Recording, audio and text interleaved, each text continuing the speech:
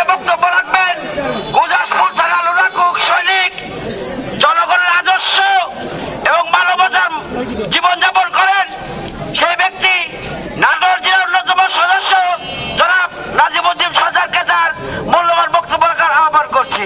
আসসালামু আলাইকুম ওয়া রাহমাতুল্লাহ।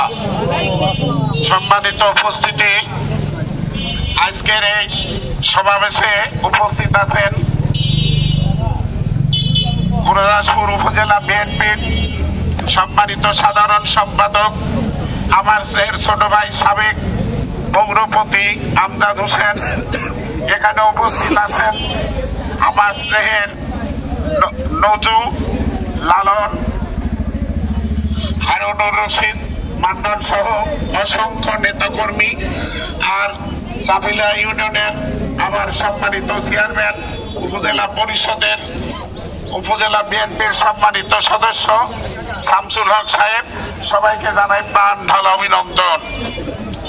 আপনারা অবশ্যই আপনারা টেলিভিশনে বিভিন্ন সংবাদ মাধ্যমে আপনারা শুনেছেন বিএনপি যাদেরকে কোলে ঠাঁই দিয়ে যাদেরকে আমরা আশ্বাস দিয়ে বাঁচিয়ে রেখেছিলাম, একদল কুচক্রী মহল সময় হলেই তারা যখনই তারা সুযোগ পায় তখনই তারা সবল মারে।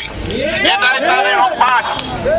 আপনাদের কাছে আমরা একটা কথা বলতে চাই, যে নেতার জন্ম না হলে বাংলাদেশে কোনোদিন গণতন্ত্র থাকতো না, যে নেতার জন্ম না হলে কৃষিতে স্বনির্ভরতা আসতো না, যে নেতার জন্ম না হলে বাংলার আকাশে বাতাসে আপনার গণতন্ত্রের এই চর্চা হতো না।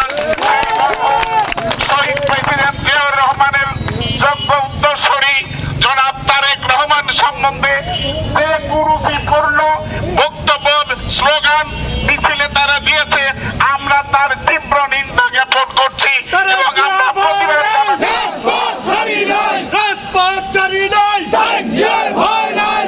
পাশাপাশি আমরা আরো বলছি, ভবিষ্যতে আপনাদের সতর্ক করতে চাই, রাজনীতি করবেন গণতন্ত্রে আমরা বিশ্বাস করি। আপনারা যদি কোনো কুরুচিপূর্ণ কোন লিডার, কোন আপনার দলীয় নেতা কর্মীর বিরুদ্ধে কুরুচিপূর্ণ অসত্য স্লোগান, অসত্য বক্তব্য যদি আপনারা দেন, বাংলার জনগণ আপনাদের ক্ষমা করবে না।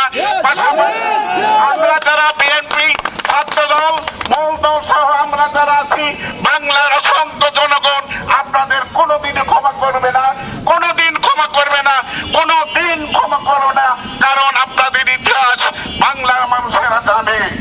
তাই আপনাদের কাছে আমি বলতে চাই, আপনারা রাজনীতি করবেন, ভালো কথা, আপনাদের দলের আদর্শ আপনারা প্রচার করুন, আমাদের দলের আদর্শ আমরা প্রচার করব, কিন্তু কোন মিথ্যা, কোন চাঁদাবাদী বিএনপির স্থান নাই।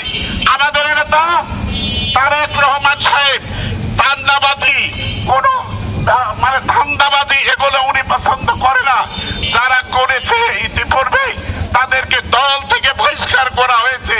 তাই আপনাদের কাছে বিনীতভাবে অনুরোধ রাখবো, আমাদের আবহেলা মোস্তফা কামাল আমার স্নেহের ভাতিজা, আপনাদের আশীর্বাদ নিয়ে আগামী একাদশ সংসদে উনি নির্বাচন করবেন।